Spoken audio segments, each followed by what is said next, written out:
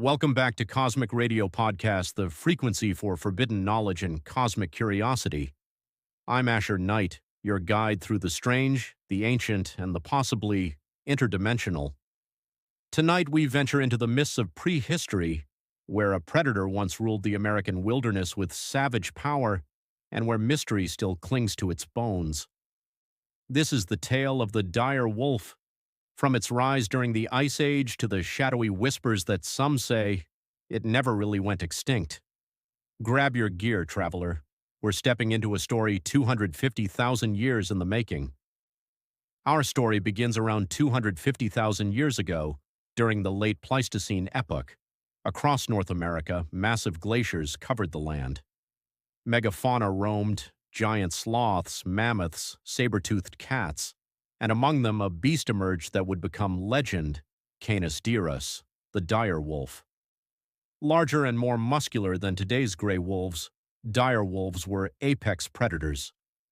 Standing 2.5 feet tall at the shoulder and weighing up to 150 pounds, their jaws were built for crushing bone, their limbs for endurance, and their eyes for the hunt. They thrived across what is now the United States, Mexico, and parts of South America. And yet, despite their dominance, within a geological blink they were gone, but not, as some believe, without leaving clues. Roughly 10,000 years ago, at the end of the last ice age, the dire wolf disappeared. Most scientists blame climate change and the extinction of large prey. Others point to competition with smaller, more adaptable gray wolves. But here's where it gets strange.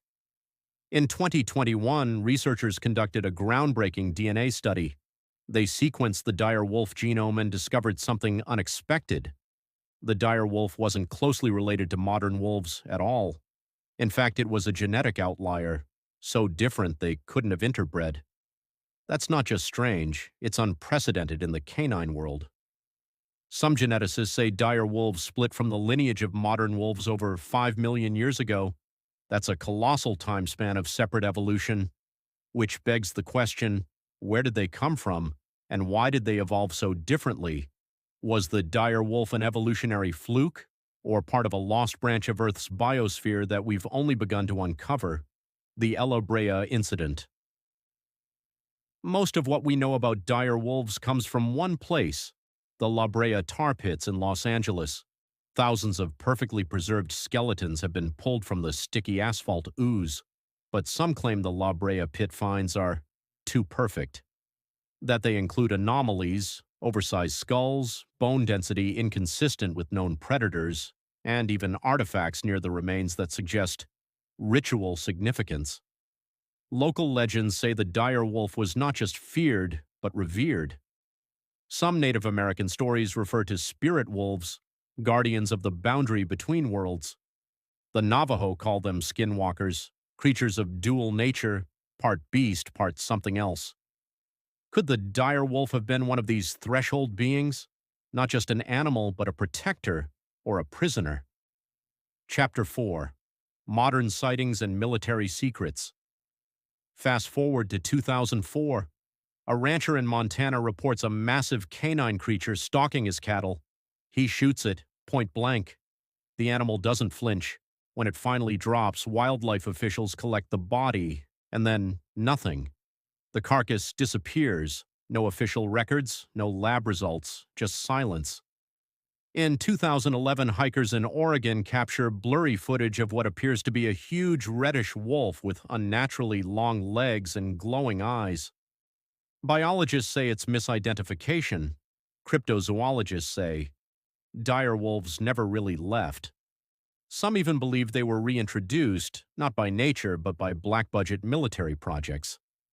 DARPA has been known to dabble in resurrection tech, de-extinction using ancient DNA. What if the dire wolf was brought back, not as a curiosity, but as a weapon, a living relic of prehistoric terror, modified and controlled, or worse, barely controlled? Chapter 5. Dire Legacy. So, what does this all mean? The dire wolf isn't just a fossil, it's a symbol of a lost world, yes, but also of secrets buried deeper than bone. What if its extinction was orchestrated? What if its DNA holds the key to a forgotten chapter of life on Earth, or even an alien experiment? Some say the dire wolf's role was never meant to end, that its purpose is still being fulfilled in hidden labs, forgotten forests, and midnight roads where enormous shadows still stalk the unwary. Perhaps the dire wolf isn't a ghost of the past, but a harbinger of what's to come. This has been Cosmic Radio Podcast, and I'm Asher Knight. Whether predator or protector, the dire wolf howls across time. Listen closely. You might just hear it. Until next time, watch the woods, trust your instincts, and remember, the past isn't done with us yet.